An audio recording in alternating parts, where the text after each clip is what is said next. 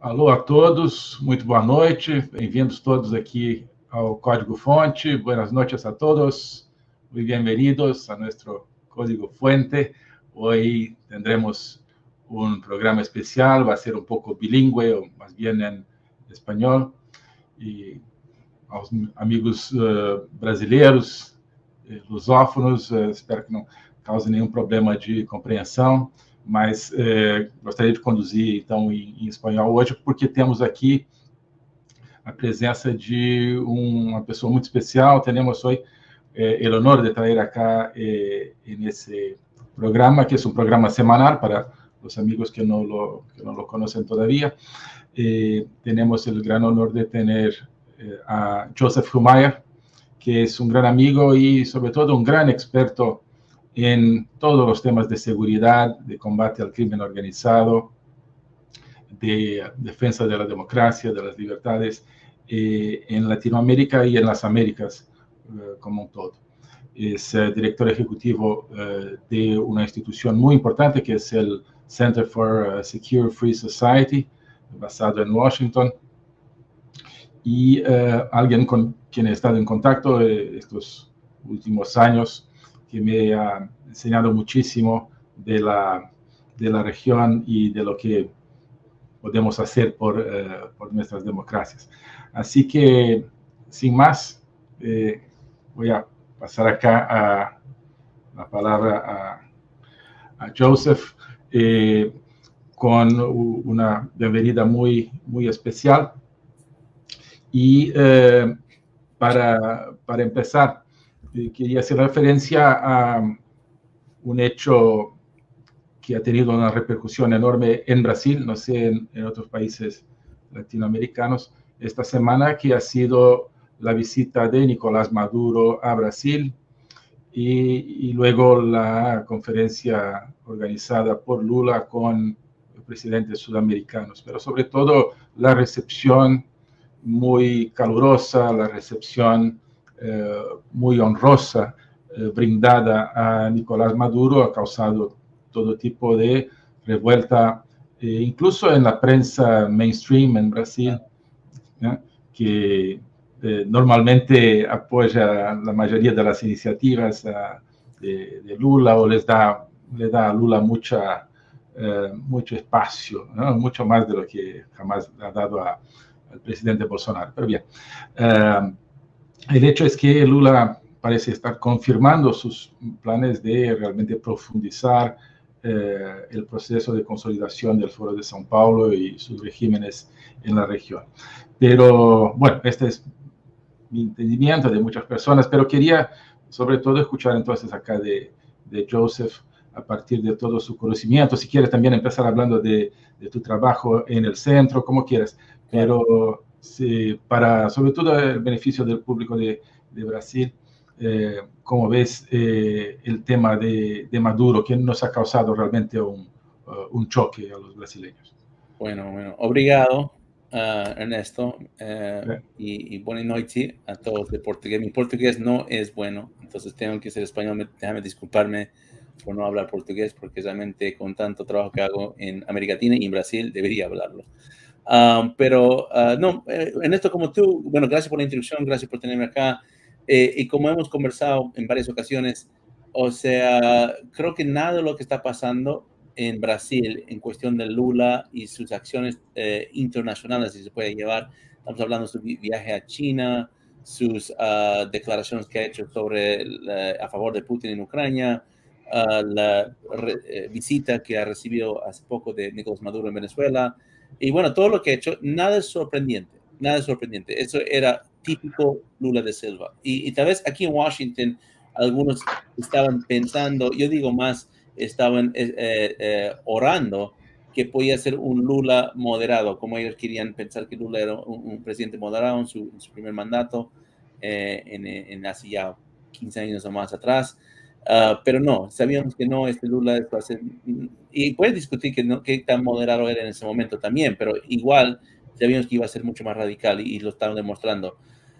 Es interesante para mí que él es el primer realmente país suramericano de recibir a Maduro. Y todos pensaban que iba a ser Petro en Colombia, el primero de recibir a Maduro. Claro, el presidente Petro de Colombia ha visitado a Maduro en varias ocasiones en Caracas, en Venezuela, pero hasta el momento Maduro no ha pisado el suelo en Bogotá. Pero ya lo hizo en Brasilia y yo creo que eso ya demuestra de cierta forma dónde va la dirección de la política exterior del señor Lula. Ahora, yo creo que hay tres cosas que hay que destacar acá. Y no voy a hablar yo no he prestado tanto atención como tú, Ernesto, a todo lo que han hecho a nivel público, pero sé que estos son tres proyectos que están trabajando a nivel regional.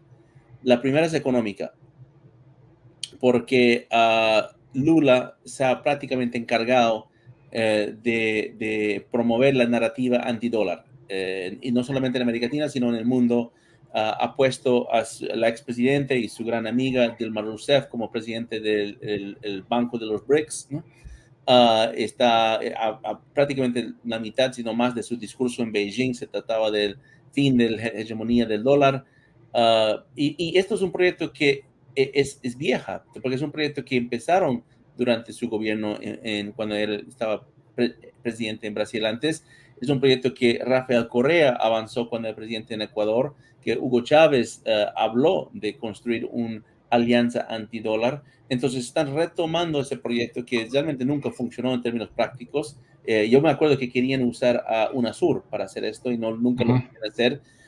Y me acuerdo que tenían Banco del Sur y después tenía el ALBA, el Sucre y todos estos mecanismos para buscar un mecanismo que pudiera ir fuera del dólar. Nunca realmente lo hicieron de una forma práctica, lo van a retomar. Yo creo que eso es una conversación. Venezuela, Maduro es clave para eso, porque ellos obviamente están levantando más la narrativa contra sanciones, diciendo que las sanciones son un crimen de lesa humanidad, creo que es la forma que lo dicen. Lo llaman medidas coercivas unilaterales, es el término que usa la régimen de Maduro, y yo creo que eso va en mano, es deslegitimizar el dólar y deslegitimizar sanciones al mismo tiempo, ¿no? Y creo que Maduro está cargando las sanciones, Lula del dólar. Esa es la parte económica. La parte política. La parte política es, y no solamente Lula, es Petro, es AMLO, es Alberto Fernández, a pesar que su gobierno está muy débil en Argentina, pero todos estos gobiernos de países importantes, países grandes, México, Colombia, Argentina, Brasil, están encargando de hacer el lobby para Maduro en el hemisferio occidental y en el mundo, principalmente aquí en Estados Unidos. Ellos están diciendo que hay que reincorporar Maduro en la OEA, hay que reincorporar a Maduro en todos los diálogos regionales, hay que presentarlo otra vez como un presidente encargado de su nación y postular una narrativa de que Venezuela es otra vez una democracia, a pesar de que no cambió nada en Venezuela. Entonces, bueno, mágicamente es democrático de nuevo. Y creo que eso va al punto donde Lula está diciendo que esto de Venezuela autoritario es un montaje, es una falsa narrativa, porque ellos quieren reincorporar el nivel político. Pero lo más preocupante, y esto no creo que va a salir en ningún, bueno, yo no lo vi, en esto tú me corriges si se habló públicamente de esto, pero y ni siquiera los periodistas en Brasil que le van a preguntar, pero hoy en día la relación que Venezuela puede tener con cualquier país en América Latina no es económica porque no tiene mucho profesor económicamente, ni siquiera es política porque eso es más o menos que todo una postura, es el ámbito militar vinculado a los actores extrarregionales. Y yo creo que ahí es donde es el corazón de este encuentro. Hace poco, unos buques de guerra iraníes, estaban en un puerto en Río de Janeiro, en Brasil. Podemos hablar más de eso, sé mucho de ese caso. Claro. Hace poco, un globo espía de China estaba volando sobre el espacio aéreo de Colombia y Venezuela. Hace poco, los rusos estaban llegando con más cantidad y Sergei Lavrov, el canciller, llegó a Brasil y Venezuela, casualmente. Entonces yo creo que la conversación principal que tuvo Nicolás Maduro con Lula da Silva es cómo vamos a apoyar a nuestros aliados internacionales que están en un momento de que están empezando un conflicto. Entonces es la unión en ese ámbito, y yo creo que la parte militar es muy importante porque Maduro está incrementando sus capacidades en ciertas áreas a nivel militar, y no militar convencional, sino militar asimétrico. Podemos explicar eso un poco más, y yo creo que quiere coordinar eso. Ya lo está coordinando con Colombia, y quiero empezar a coordinarlo con Lula. No te sorprendes que pronto futuro vas a ver intercambios y hasta ejercicios entre las Fuerzas Armadas brasileñas con las Fuerzas Armadas venezolanas, porque eso es lo que Maduro está tratando de reincorporar. Ya lo está haciendo con Colombia, me parece que lo puede hacer con Brasil. Bueno, voy a frenar ahí para que podamos entrar un poco más detalle, ¿no? Excelente, excelente. No, creo que apuntaste, Joseph, a muchas cosas que nos inquietan muchísimo, que siempre me inquietaron en relación a Venezuela, ¿no? Porque hay una narrativa, es así, falsa y superficial, de que, bueno, es un problema solamente político de un régimen autoritario que tiene una oposición y, bueno, hay que facilitar un diálogo y es un problema político, ¿no? Digamos que se encierra en Venezuela. Y desde antes de ser ministro de Relaciones Exteriores, y por eso también di tanta énfasis al tema Venezuela, me di cuenta que Venezuela no se encierra en Venezuela, ¿no? Y Maduro no es solamente un actor que está destruyendo su país, es parte de un programa más amplio, ¿no? Es parte de un programa de presencia de fuerzas del crimen organizado y de superpotencias totalitarias en la región, ¿no? Un programa que une el narcotráfico, todo el crimen organizado que es tan poderoso en nuestros países, con el terrorismo, sea regional, sea extrarregional, y con los mecanismos políticos crecientemente corroídos por la corrupción en todos los países, ¿no? Así que tampoco es una cuestión de socialistas versus capitalistas, ¿no? Porque del lado socialista no está solamente, no sé, una preocupación justamente social o algo así, eso es solamente ¿no? una superficie. Está toda una alianza con lo que hay de peor en el crimen y en el totalitarismo, ¿no? Por lo menos es como lo veo.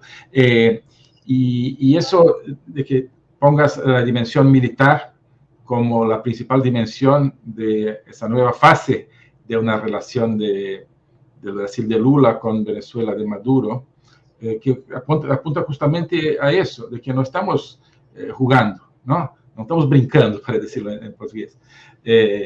No es una cuestión diplomática de, bueno, buenas relaciones con un vecino, no. Es meterle Brasil en una alianza militar, una alianza que hoy hace parte de un conflicto que de alguna manera es un conflicto mundial, claro, que tiene un teatro principal en Ucrania, ¿no? Pero las grandes superpotencias totalitarias que están en acción, directa o indirecta en Ucrania, que son Rusia, Irán y China, están en acción en Latinoamérica, no solamente a través de Maduro, pero en gran medida a través de Maduro. De manera que cualquier cosa con Maduro es una cosa con Rusia, es una cooperación con un proyecto totalitario. Lo que va totalmente en contraste con el discurso oficial de que Brasil es un país de paz, que no tiene nada que ver con esa guerra, que va a quedarse neutral. Incluso Lula, que tiene ideas de paz, que son ideas prorrusas, pero las llama ideas de paz, pero bajo ese discurso que se escucha y que incluso la diplomacia brasileña ahora repite, de que Brasil está en paz con sus vecinos hace más de 150 años, y que solamente queremos hablar de cooperación y que la guerra no nos interesa, la guerra está allá, está muy lejos, ¿no? Brasil está asociándose a prácticamente alguien que es ya un régimen beligerante en un conflicto mundial, ¿no? Es así me parece. Quería saber si estás de acuerdo con eso, ¿no? O sea, que no, le estamos poniendo a Brasil, o sea, Lula está poniendo a Brasil en un conflicto, en uno de los lados de un conflicto, y además en el lado equivocado, el lado del totalitarismo. Creo que no corresponde a lo que quieren los brasileños, ¿no? Bajo una capa de pacifismo que, bueno, pero eso eso apunta a algo que quería ver si puedes hablar un poco más, que es la cuestión de Rusia, la presencia de Rusia, específicamente en Venezuela y en Colombia, que me parece que ha sido muy importante recientemente, y algo que se habla mucho menos. Bueno, de Rusia ya no se habla suficiente, me parece, para la importancia del tema, de Rusia en Latinoamérica. Pero el tema Irán, ¿no? El tema Irán, has hecho referencia a los buques de Irán que estuvieron en Brasil con mucha fiesta, pero acá también me parece que hay que ver la realidad distinta de la narrativa, una vez más, para usar la palabra de Lula, la narrativa de que, bueno, queremos rehacer una amistad con Irán. Si puedes hablar un poco de cuál es el juego de Irán en Latinoamérica y el juego de Rusia.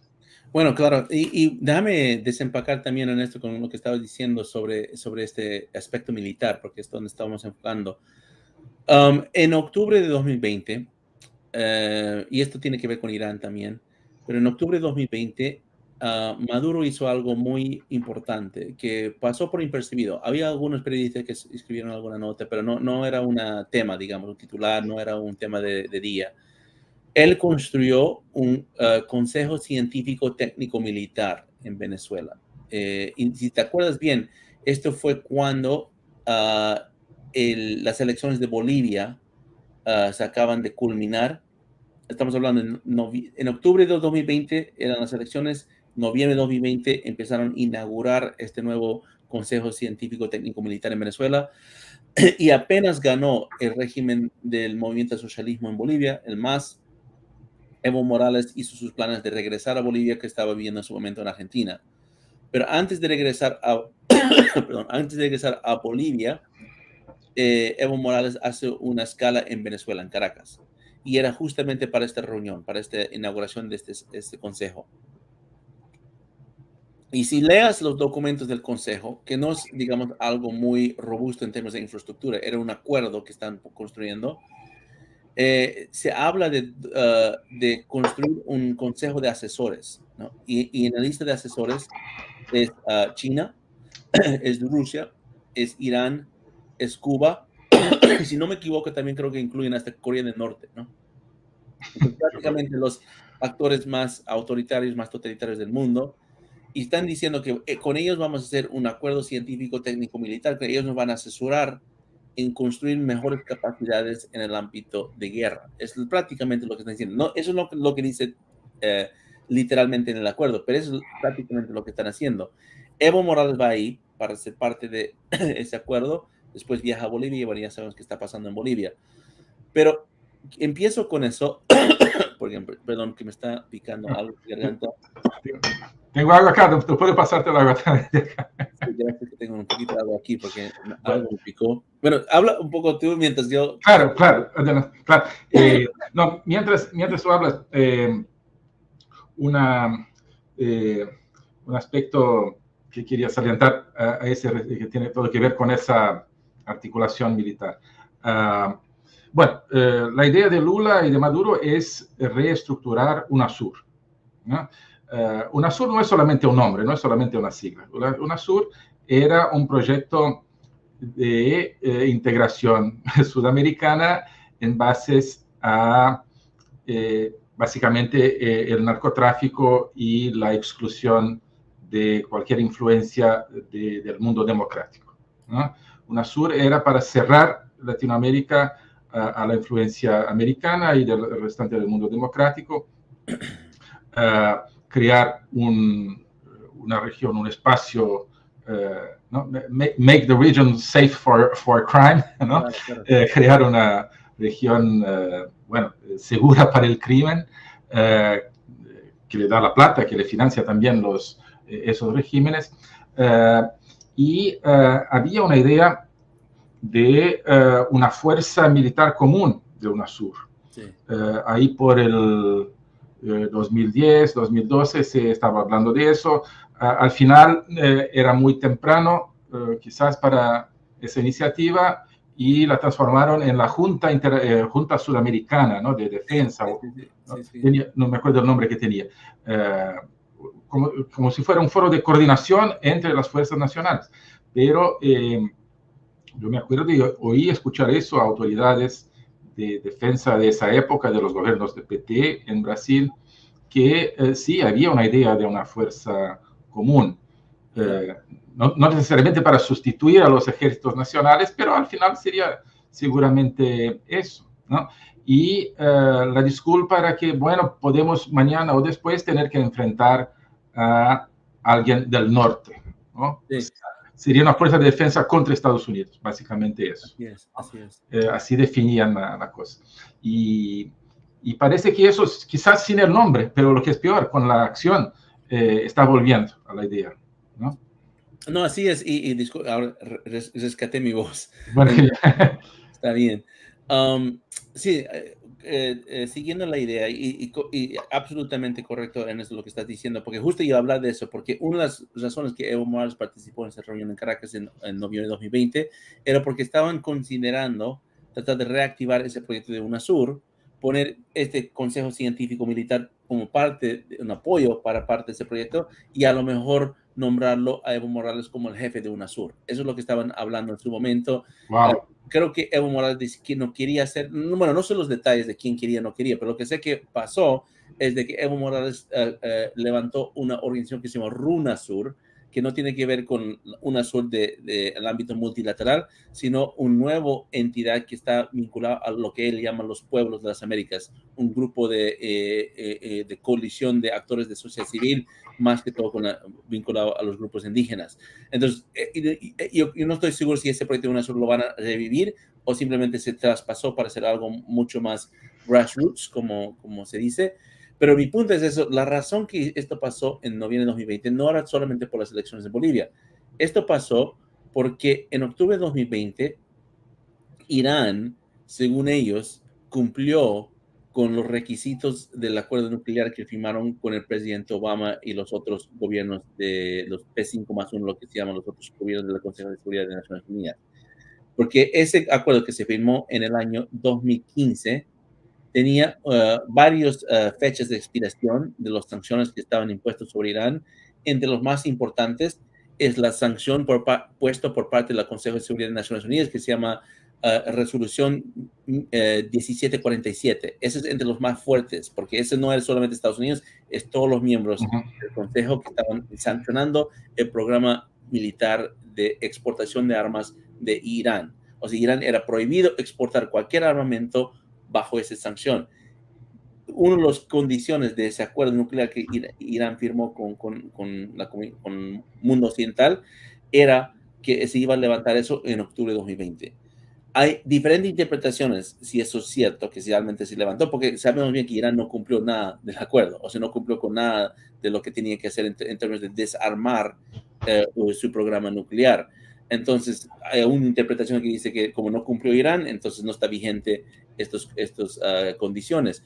Pero según Irán, ellos cumplieron y lo van a hacer. No importa realmente, porque al final de Irán va a hacer lo que le da la gana, como siempre, y ellos están diciendo que tienen legalmente ahora la habilidad de exportar armamento a otros países. Desde esa fecha, y si se acuerdan bien, en eso de 2020 empezaron a llegar tanqueros iraníes a Venezuela. Empezaron a llegar en pretexto que estaban dando gasolina a Venezuela, pero empezaron a llegar varios tanqueros y algunos llegaron a Brasil, aunque no se evidenció exactamente cuántos, pero estaban llegando a Brasil también. Esto en plena pandemia. Ahora, adelantamos y Irán ha construido la capacidad en Venezuela para que el régimen de Maduro sea el primer país en América Latina que tiene aviones no tripulados armados, ¿no? Imagínate eso. Venezuela, no Brasil, no México, no Colombia, no Chile, no los fuerzas militares más potentes de la región. Venezuela es el primer país que tiene drones militares con misiles, ¿no? Aviones tripulados armados. Y esa tecnología 100% viene de Irán. Igual que Irán, los mismos drones que Irán está mandando a Ucrania para apoyar a Vladimir Putin en Rusia, antes de mandarlo a Ucrania, ya lo estaban mandando a Venezuela. Entonces, eso es parte de este rompecabezas que Venezuela va a empezar a exportar a Brasil, a Colombia. O sea, Venezuela va a exportar esta tecnología iraní a Brasil, a Colombia, a cualquier otro país que se entra en sus convenios, ¿no? ¿Y por qué esto es importante? Porque lo que hemos visto en Medio Oriente, en el campo, en las diferentes guerras que hay en Yemen, en Siria, en Irak, es de que cuando esta capacidad de armamento, estamos hablando de drones con misiles, que en inglés se llama Precision Guided Munitions, PGMs, que son unos misiles con alto grado de precisión y son muy precisos, son muy avanzados. Cuando esto llega a este tipo de regímenes, falta poco hasta que llega en manos de las milicias. Sí. Y eso es lo que pasó en el Medio Oriente. Llegaron a manos de las milicias en Irak, llegaron a manos de Hezbollah en Siria, llegaron a manos de los Houthis en Yemen, y ellos empezaron a usarlo para destabilizar y construir un conflicto. Yo creo que si van a mandar esto a Venezuela es poco tiempo, esto lo va a tener la ELN, lo va a tener las disidencias de las FARC, lo va a tener los otros grupos de choque, y si vamos a Brasil, es posible que lo va a tener el PCC, ¿no? Los grupos de crimen organizado transnacional. Entonces, yo creo que ellos están construyendo, y eso me lleva otra vez a lo que estamos hablando. ¿Por qué Evo Morales no quería hacer UNASUR y RUNASUR? Porque él está hablando de grupos de choque, está hablando de mover unas milicias, ¿no? Y ellos lo van a decir que son grupos de sociedad civil, pero para ellos sociedad civil prácticamente son grupos armados, que son grupos milicias de que mandan, en el caso de Bolivia y Chapare. So, yo doy este contexto para decir que y eso es la especialidad de Irán. O sea, Irán es muy bueno en construir guerras civiles. Lo han hecho en Yemen, lo han hecho en Siria, lo están haciendo actualmente en Líbano. Hezbollah, su principal grupo proxy, que lo utilizan en todos estos países. Hezbollah es muy grande en América Latina, tiene mucho financiamiento ahí, particularmente en tipo frontera. Entonces, yo creo que ellos están en el proyecto de construir conflictos civiles. Y todos estos países, que sean sudamericanos, que sea Perú en este momento, que sea propio Brasil, que sea Ecuador, que sea Colombia, están a borde de conflictos internos muy intensos. Yo creo que Perú es tal vez el más drástico, porque literalmente ahí tienes unos grupos separatistas en el sur que están levantando un movimiento destabilizadora que no pueden tener ni siquiera elecciones, ni presidentes, ni nada, porque todo está quebrándose. Y esto creo que lo pueden empezar en Perú, lo pueden empezar en Brasil, lo pueden hacer también algo parecido. Entonces, eso es por partida. Irán es bueno en esto, ya exportaron esta capacidad de Venezuela, usando Venezuela van a querer exportarlo a otros países, y ahí déjame agregar a Rusia, porque Rusia tiene estas mismas capacidades, ¿no? Pero Rusia, donde los drones que Venezuela maneja por parte de Irán, son excelentes mecanismos si lo combinas a nivel de guerra simétrica con desinformación. Porque, ¿qué es lo que ha hecho Irán y Rusia en Ucrania? Ellos buscan poner retos contra las fronteras y buscan poner aviones tripulados para que hagan vuelos de bajo altura, o sea, low level flights, que vuelan, porque de la tierra a 600 pies, no es claro y definido cuál es el espacio aéreo de quién, ¿no? Porque el espacio aéreo mayormente se maneja desde 700 pies para arriba. Puede ser más en algunos países un poco diferente, por lo menos aquí en Estados Unidos más o menos así. Entonces, cuando vuelas un drone a 500 pies, por decir, estás volando a un nivel donde no es claro en qué espacio aéreo estás, y si lo pasas una frontera, bueno, puedes empezar a tener una confusión, un reclamo de dónde estás, si estás violando el espacio aéreo. Llevo eso al punto donde Irán es muy bueno en hacer este tipo de vuelos de baja altitud y después victimizarse diciendo que alguien les está atacando porque querían tumbar su avión no tripulado. Y esa victimización se hace con desinformación, y ahí es donde entra Rusia. Rusia maneja una propaganda de desinformación brutal en América Latina. Esto lo vi en primer mano en Colombia.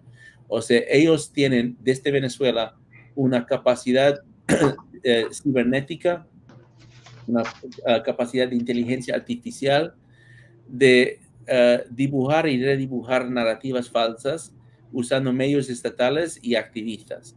Son muy buenos. Y esto no solamente dirigido a la izquierda, al latinoamericano, es también dirigido a la derecha, para confundir, para disuadir, para penetrar e infiltrar a la derecha, porque ellos piensan que pueden agarrar la derecha con un falso imagen de Vladimir Putin como el defensor del occidente, no porque es cristiano, porque es ortodoxo, porque es pro vida, o puedes escoger cualquier ángulo que quieres para vender Vladimir Putin como el defensor del occidente, y que grupos en América Latina de derecha empiezan a levantar eso para deslegitimizarlos después, ¿no? Y eso ha sido muy efectivo. Yo creo que por eso hemos visto casos de espías rusos entrando en Brasil, entrando en Argentina, entrando en Chile, con la intención de penetrar la sociedad para poder contaminarlo derecha e izquierda, ¿no? Y eso es la especialidad de Rusia. Y déjame hablar un poquito de la desinformación que hacen, porque realmente RT en español y también Sputnik Mundo y Sputnik en portugués son muy grandes en su reproducción. Se estima que ellos pueden reproducir noticias más rápido que todas las otras cadenas combinadas, o sea, en español o lo que sea, porque tienen un algoritmo muy rápido. A eso lo agregas la habilidad que en Venezuela construyeron una unidad militar de ciberdefensa, eso lo llaman, precisamente ciberofensa, que tiene un proyecto de cómo usar las redes sociales como arma de guerra. Se llama el Red Centauro, es lo que se llama en Venezuela. Fue literalmente un oficial de inteligencia militar de Rusia, de GRU, que viajó a Venezuela en 2014 por ahí y construyó este batallón en Venezuela. Eso es lo que utilizaron para las manifestaciones en Colombia, para destabilizar completamente el país. Eso es lo que usaron para destabilizar Chile, me refiero a 2019, en Chile 2021, en Colombia. Entonces, regreso a esto, y podemos hablar de China después, pero Rusia, Irán han centrado sus capacidades usando el régimen de Maduro en Venezuela, y como tú bien dijiste, cuando Maduro viaja a Brasil, es una conversación que no es solamente entre estos dos países, entre Venezuela y Brasil. Lo que Maduro está haciendo es, mira, está diciendo a Lula, mira, eso es lo que hemos hecho en los últimos 5, 6 años o 10 años desde que tú has sido presidente. Hemos avanzado muchísimo en esta capacidad y queremos que Lula sea parte de esto, ¿no? Y yo estoy seguro, 100% seguro, que Lula está hablando con él, cómo te podemos apoyar, cómo te podemos agregar, cómo te podemos multiplicar este esfuerzo para dominar América Latina, llevarlo completamente al lado de dictaduras y dominarlo para décadas por delante. Entonces yo creo que esa es la conversación. Rusia y Irán son clave en eso porque son los que han prácticamente dibujado el sistema en Venezuela. Y encima de todo eso está China, porque China deja que Rusia y Irán hagan este trabajo porque les conviene. Así, y ellos tratan de mantenerse, entre comillas, limpios de imagen, porque dicen, no, estamos metiendo en esto, porque Irán no tiene legitimidad. Irán no tiene nada para perder. O sea, si un gobierno pesca que esto están haciendo y le vota de su país, no pasa nada, porque Irán no tiene capital ni política ni económica en América Latina. Lo que Irán tiene es capacidad de subversión y infiltración. Pero China sí, China tiene capital política económica en América Latina y quieren protegerlo. Entonces, ellos permiten que Rusia e Irán hagan este tipo de acciones para que construyen, ¿cómo se dice? Construyen el campo de batalla que les va a favorecer después en su conflicto contra el mundo y Estados Unidos en particular. Bueno, yo freno ahí. Muy bien, Joseph. Es impresionante el escenario que estás trazando con el nivel de detalle que das y con digamos, con el aparato político que muestras que eso todo tiene, que no es algo casual, ¿no? Sino que algo que hace parte de los planes, de las capacidades de países que tienen las intenciones que sabemos que tienen, como Rusia, Irán y China, ¿no? Entonces, me impresiona la profundidad de la acción, la capacidad tecnológica que tienen, pero sobre todo la organización política que tienen, ¿no? Lo que tiene todo que ver con, digamos, una recuperación de las metodologías, los mecanismos de actuación del tiempo del bloque soviético, ¿no? Porque tenían, por ejemplo, una división de trabajo entre Unión Soviética, los países del bloque de Varsovia, ¿no? Algunos hacían más cosas, otros hacían otras, ¿no? Incluso, bueno, se dice, hay la teoría de que incluso la división China, Rusia, Unión Soviética de ese tiempo era falsa y era justamente para tener caras diferentes ante el Occidente, ¿no? Pero hablando del momento actual, es muy alarmante para los brasileños que lo están escuchando, para los amigos sobre todo que están acá de Brasil, porque tenemos una Amazonía con una frontera de miles y miles de kilómetros muy abierta por definición, con mucha dificultad de operación de las fuerzas de seguridad ahí. Con el problema de que son estados, Brasil es una federación con gobernadores que muchas veces tienen sus políticas y sus acuerdos y sus alianzas, además del poder central, ¿no? Y lo que vemos es, en ese arco norte de Brasil, sobre todo Venezuela y Colombia, entonces, países que ahora son aliados entre sí, aliados, se puede decir, del narcotráfico, ahora, con una capacidad tecnológica que crece con los drones iraníes, capaces de lanzar misiles, que pueden pasar de las Fuerzas Armadas de Venezuela o de Colombia a los grupos terroristas en Venezuela y Colombia y a los grupos, digamos, narcoterroristas que ya están operando en Brasil. Y mucho más de lo que se piensa muchas veces, ¿no? El otro día hicieron rehén el estado de Río Grande do Norte, en Brasil, por ejemplo, ¿no? A veces invaden ciudades enteras para, digamos, robar durante una noche, hacen como si fuera un territorio libre de crimen, ese tipo de cosas. Pero es un escenario de terror distópico, ¿no?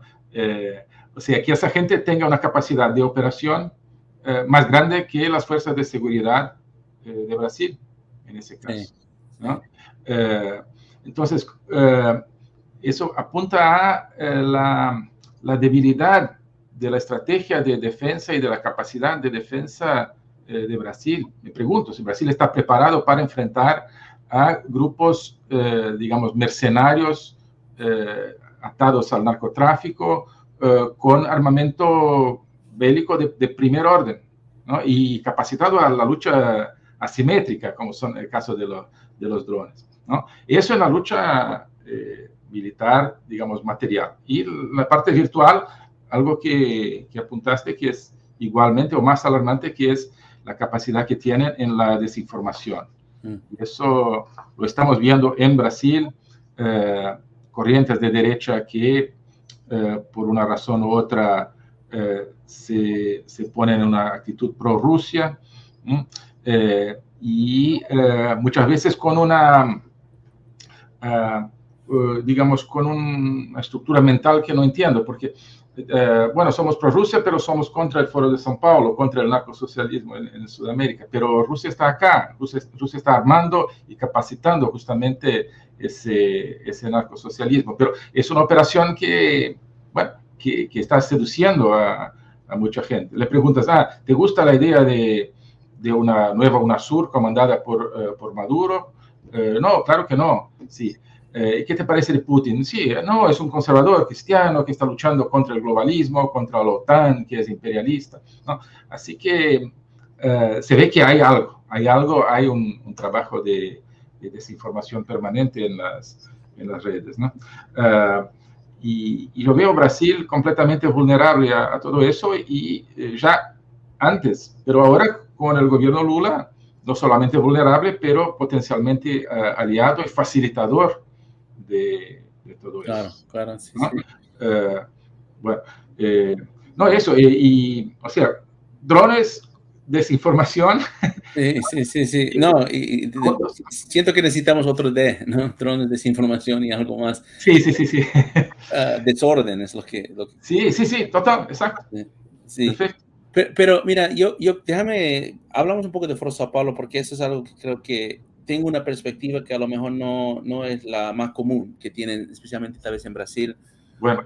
Yo conozco la historia de Foro Sao Paulo, más bien como todos, ¿no? Conozco, Alejandro Peñas Cruz hizo varias obras sobre esto, varios autores, Olavo de Carvalho escribió mucho también, habló mucho de esto. Bueno.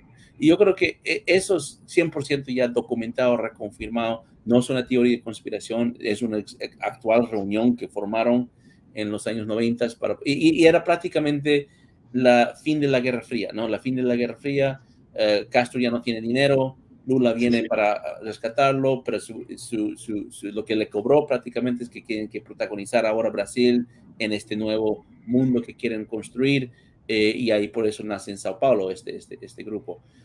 y ellos prácticamente construyeron una red política, empezaron a promover y empujar a todos los que han visto en el siglo XXI, hasta desde Hugo Chávez hasta Evo Morales, Daniel Ortega, todos vienen de este grupo. Pero déjame discrepar en una cosa. Yo no veo a Foro Sao Paulo como la amenaza principal, porque Foro Sao Paulo no tiene infraestructura. Foro Sao Paulo es prácticamente una reunión, y una reunión que en un momento estaba casi en quiebre, casi no tenían dinero, porque como todos socialistas les encanta gastar en todo lo que no tienen que gastar, y hacen para sus mismas conferencias, ¿no? Ahí es donde empezó a entrar el dinero del narco al Foro Sao Paulo, empezaron a invitar, y había mucha discusión sobre esto, porque a pesar de que sabemos bien que estos regímenes están vinculados al narcotráfico, algunos de sus movimientos de bases, o sea, estamos hablando de los socialistas puros o los comunistas puros, piensan que realmente, ellos creen en este proyecto comunista, ¿no? Y ellos piensan que hay que mantenerlo puro, ¿no? Sin la vinculación con actores ilícitos. Pero los que están a cargo de esto, los regímenes, saben que el mundo no es así para ellos. El comunismo es solamente un mecanismo para empezar a tener más actividad ilícita. Entonces, cuando invitaron a la FARC a esta reunión, no me acuerdo qué año fue, pero era más o menos cuando estaba negociando el Tratado de Paz, ¿no? En Colombia. Había mucha división interna en Foro Sao Paulo de que si hay que aceptar esto o no hay que aceptar esto a fin del día. Pero todo el mundo sabía que lo que eso significa no es solamente tener a la FARC dentro del foro, es empezar a financiarlo con el recursos de la FARC, que es de narcotráfico, ¿no? Pero, y regreso a mi punto es que Foro Sao Paulo es una red, y yo creo que se ha transformado más de esa reunión que hacen, se ha transformado en una red digital de desinformación, que ellos empiezan a levantar narrativas, pero en cierta forma, a fin del día, ellos son proxies, no son los que mandan, los que mandan en este mundo, y en América Latina no es nada diferente, es los actores que estamos hablando, Rusia, China, Irán. Rusia, China, Irán tienen capacidad real, estrategia muy precisa, historia de imperios fracasados del pasado. O sea, ellos dan los dientes a algo como Foro Sao Paulo. Foro Sao Paulo, sin ese apoyo internacional, es un grupo de socialistas que realmente no tienen ni dinero ni cómo organizarse para realmente levantar. Si entramos al origen de Hugo Chávez, el origen de Hugo Chávez es nacido en Siria. Podemos hablar de eso si quieres un poco más detallado. Yo sé que para algunos va a ser una sorpresa. Cuando yo fui a Brasil en 2019, era para explicar a Brasil que lo de Venezuela es mucho más complejo de lo que uno cree. No es solamente Cuba. Siria más bien es el principal motor en la construcción de Hugo Chávez. Si hablas de Bolivia, el principal motor para levantar Evo Morales fue Irán, es Irán, ¿no? Cuando hablamos de Rafael Correa, Ecuador, fue China. China prácticamente pagó ese país, lo compró prácticamente con toda la parte petrolera. Y cuando hablamos de Nicaragua, es Rusia, ¿no? Entonces, mi punto a eso es decir que el Foro Sao Paulo es un proyecto que les permite dar de cierta forma capacidad de guerra política, pero no es la amenaza principal, porque detrás del Foro Sao Paulo está estos actores globales que realmente ellos son los que están empezando y llevando al mundo a una tercera guerra mundial, ¿no? Entonces, eso es la única cosa que yo trato de definir y precisar un poco, porque quiero que la audiencia, tanto como el mundo, entienda que no es cosa separada. Toda la conversación que tuvimos sobre Irán, Rusia, China no es algo aparte del foro. El foro es una herramienta, y también tiene la Alianza Bolivariana, también tiene CELAC, también tiene el Grupo Puebla, también tiene varios mecanismos a diferentes niveles. Yo creo que el foro es a nivel más, ¿cómo se dice?, radical de destabilización, ahora de desinformación. CELAC es la más, entre comillas, legítima, que quieren levantarlo como la alternativa a la OEA, pero a fin del día son mecanismos para redibujar este mundo multipolar. Eso es lo que son mecanismos para dibujar el mundo multipolar, pero ¿quién está con el lápiz dibujando? China, Rusia, Irán. Perfecto, perfecto. No, mira, yo 100% de acuerdo contigo, y cuanto más veo las cosas del Foro de São Paulo y estudio lo que está pasando en Latinoamérica, me convenzo de que es imposible entenderlo sin ver el panorama mundial y ese conflicto, casi una nueva guerra fría realmente entre un bloque totalitario y lo que queda de un bloque democrático, ¿no? Claro que tienen sus estrategias nacionales, pero también me convenzo cada vez más que actúan en articulación, China, Rusia e Irán, y distribuyen sus roles también, ¿no? Así que, no, yo creo que tienes toda razón. El Foro de São Paulo es un instrumento para encajar Latinoamérica en un proyecto global que viene de ahí, de esas superpotencias totalitarias. Yo no tengo ninguna duda. Y aprovechando, claro, las facilidades de la región, que es la corrupción endémica, ¿no? El narcotráfico, por supuesto, ¿no? Y eso creo que en Brasil es muy el caso, en otros países de la región también, me parece, pero en Brasil seguramente. La gente no sabe qué tan importantes somos en ese juego.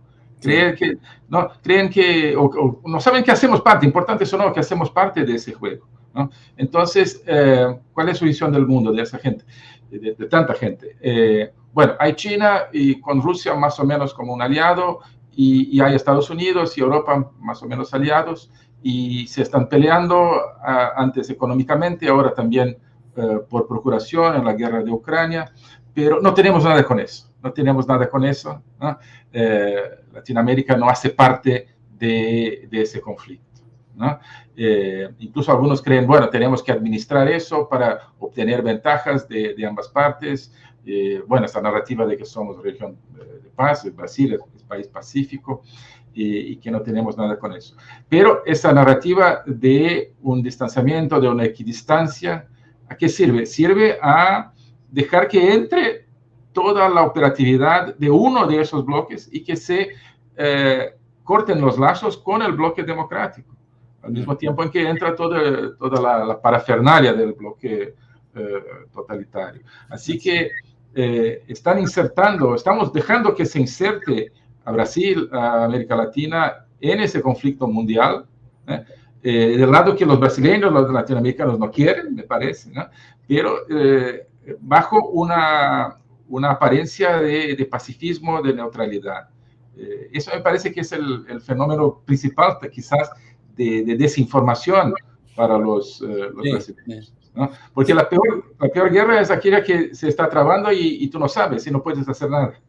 Sí, no, y eso, mira, cuando la gente escucha desinformación, piensa que, bueno, lo estás poniendo en una escala menor, ¿no? No, pero desinformación es gente que entiende de guerra. Yo soy digamos, estudiante de estudiar estrategias de guerra, también soy profesor de esto, porque doy clases sobre guerra simétrica. Guerra es simplemente imponer tu voluntad, es la forma más clásica. Perfecto. ¿No? Y cuando estamos hablando de guerras entre naciones, estamos hablando de voluntad política. Eso no implica que tienes que usar fuerza militar, ¿no? Si tú puedes imponer tu voluntad política en otro país usando otras herramientas, diplomacia, inteligencia, economía, y ese país empieza a hacer lo que tú quieres, eso es una forma de guerra, ¿no? Entonces, lo que viene a lo que es guerra híbrida o guerra simétrica es cuando la principal fuerza que tienes no es militar, tu principal fuerza es informática, ¿no? Porque a fin del día la percepción, la opinión pública, eso es la gran debilidad de democracias, porque democracias tienen que mantener una legitimidad con su pueblo. La gran ventaja que tienen los totalitarios es que no les importa su pueblo. Entonces no tienen que gobernar, no tienen que mantener una imagen favorable. Ellos no tienen elecciones, tienen selecciones y dibujan un sistema electoral. Entonces ellos tienen esta gran ventaja, en la desinformación les favorece. Pero desinformación es súper clave a dibujar o redibujar este nuevo mundo multipolar que están haciendo, el nuevo mundo, nuevo orden mundial que ellos llaman. Y Lula es clave en esto. Lula es de cierta forma, cuando él dijo con Maduro que hay una falsa narrativa, me llamó tanto la atención esa frase de falsa narrativa, porque él es el experto de falsas narrativas. Ellos saben completamente de falsas narrativas. Ellos construyen, difunden, amplifican falsas narrativas. La más grande, y te doy un gran ejemplo de esto, estos buques iraníes que estaban llegando, ¿no? Aquí llegaron a Brasil, efectivamente, ¿no? en la misión oficial de esos buques, y eran 2 buques de guerra, y para los que no prestaron tanta atención, uno es un tanquero que lo construyeron como buque de guerra, es un buque enorme, que se llama el Makran, ¿no? Ese buque tiene la capacidad de navegar todo el mundo. Es el primer buque de guerra que tiene Irán, que tiene esa capacidad de ser circumnavigation mundial, lo que se llama en términos navales. El otro buque, el Dana, es un buque, es como equivalente a un destroyer, es un buque frigata que tiene misiles, radares, tiene todos los armamentos que uno sabe de un buque de guerra. Entonces, uno es un buque logístico que apoya el buque de guerra, los dos tienen armamento. Y Irán está por primera vez utilizándolo a nivel de operaciones navales internacional. Más bien pararon en Indonesia antes de llegar a Brasil. Y lo interesante es cuál es la misión, ¿no? ¿Cuál es el propósito de esos buques? No es el propósito real, ojo, yo creo que sé cuál es el propósito real, pero el propósito en papel de esos buques es una misión diplomático naval de paz. O sea, son buques de guerra que están promoviendo la paz, ¿no? De un país, un estado, un régimen que patrona terrorismo a nivel internacional. Entonces, cuando hablamos de falsas narrativas, yo creo que la más grande falsa narrativa es este discurso de paz. Porque ese es cuando hablan de paz y están recibiendo buques de guerra, yo creo que es lo que están hablando es de guerra, ¿no? Cuando dicen paz, están diciendo guerra. Cuando Petro habla de que quiere tener un acuerdo de paz con el ELN, lo que está hablando es que tiene que exportar la guerra del ELN a nivel continental. Cuando López Obrador, el presidente de México, hace muy poco, dijo, quiero tener un acuerdo de paz con los carteles de México, lo que está hablando es que quiero unir con los carteles de México para cortar este conflicto. Entonces, eso es la más grande falsa narrativa, porque te aseguro, Ernesto, que Lula da Silva va a tratar de protagonizar esta palabra de paz. Por eso se quiere meter en Ucrania, porque él quiere decir que él es parte de la solución en Ucrania, prácticamente poniéndose al lado de Rusia y de China. Por eso él quiere ser un árbitro también de los acuerdos de paz entre Colombia y entre el ELN y el gobierno colombiano, porque quiere subir su credibilidad en este ámbito de paz, seguramente para que alguien le dé un premio, ¿no? Alguien le dice que es un gran pacificador. Mientras tanto, va a estar hablando con Maduro y con otros para empezar a construir esta capacidad militar para la guerra, ¿no? Para la guerra. Entonces, bueno, falsas narrativas, es cierto, esa es la especialidad. Y el hecho que él lo dijo así, obviamente diciendo que todo de Venezuela es una falsa narrativa, pero realmente lo que está diciendo, y creo que de cierta forma lo está diciendo como un mensaje, que ellos construyen las falsas narrativas y tienen dominio, lo que se llama control informático, tienen el dominio de control. Y yo creo que, Eduardo, tú debes saber muy bien de cuando el presidente Bolsonaro entró al gobierno como presidente, primera vez en 2019, el aparato comunicacional en Brasil estaba como 90% no a su favor, tal vez hasta 96% sí. no a su favor.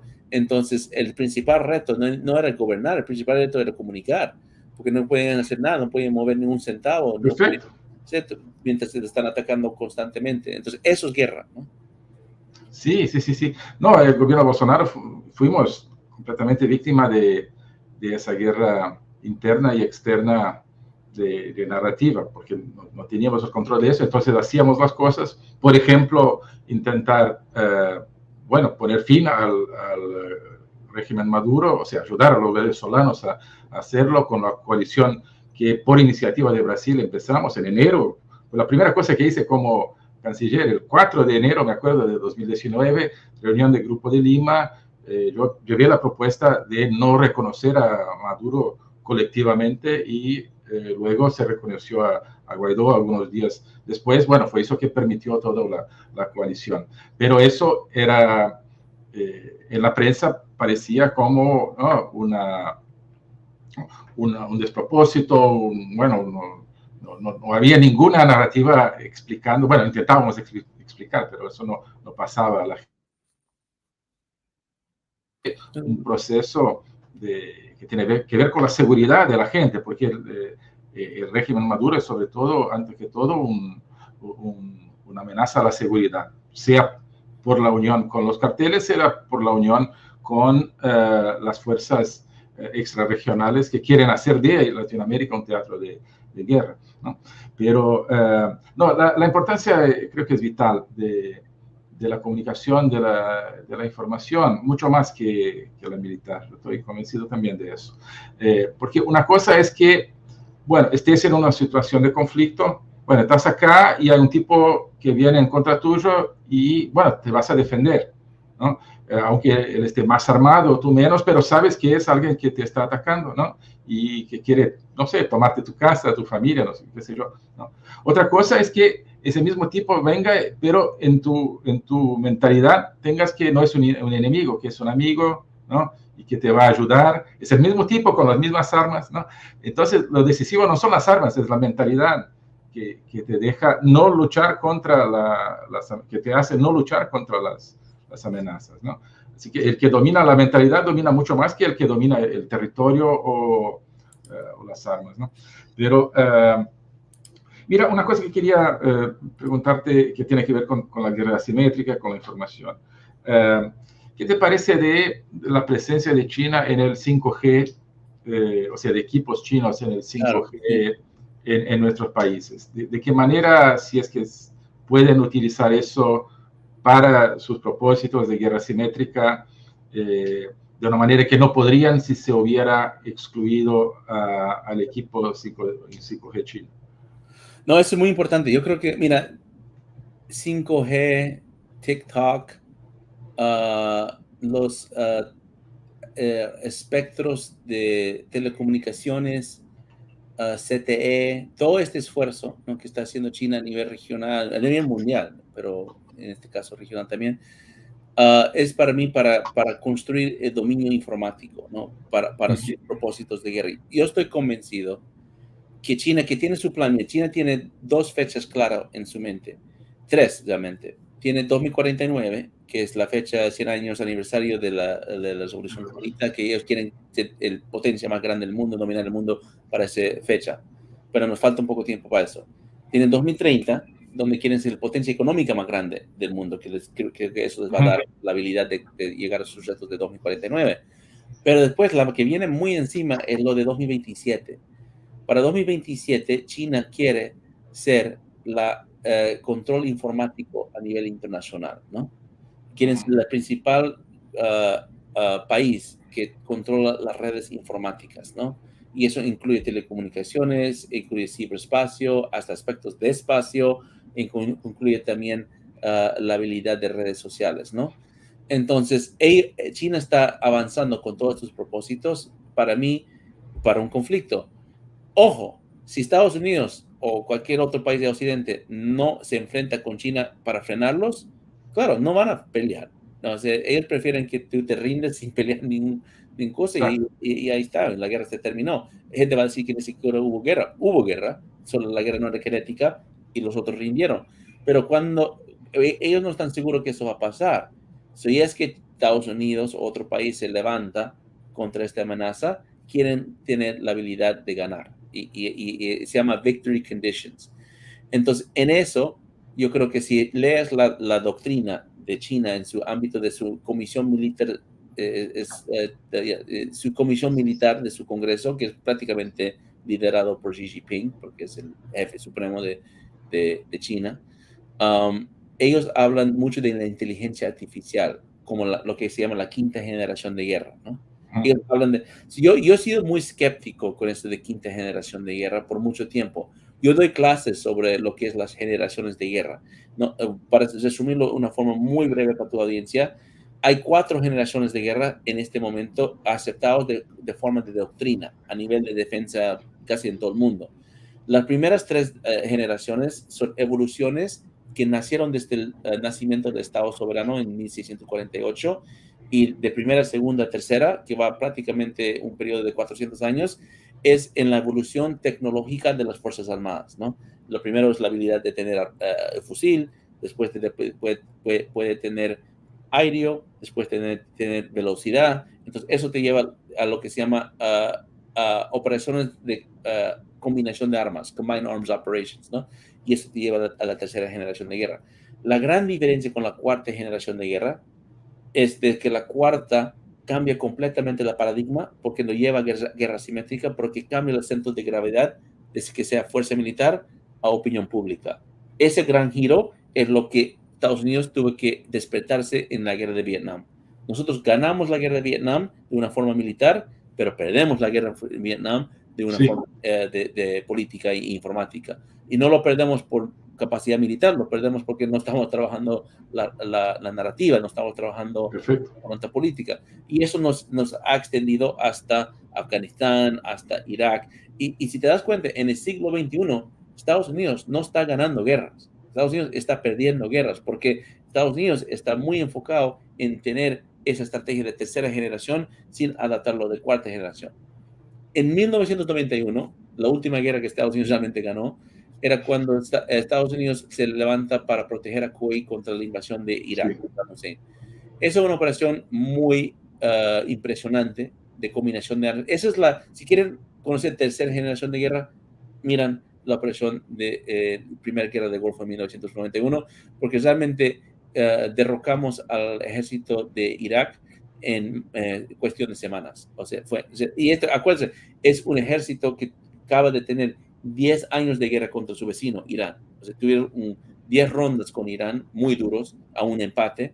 Es un ejército que también estaba enfrentándose con la Unión Soviética en varios teatros, pero la Unión Soviética se cayó. Y China no era China en ese momento. China era ni siquiera en el radar realmente. Entonces yo creo que lo que yo pienso que pasó es esos tres países miraron la Primera Guerra del Golfo y dijeron, seríamos locos enfrentarnos a Estados Unidos de una forma militar convencional en el ámbito de tercera generación.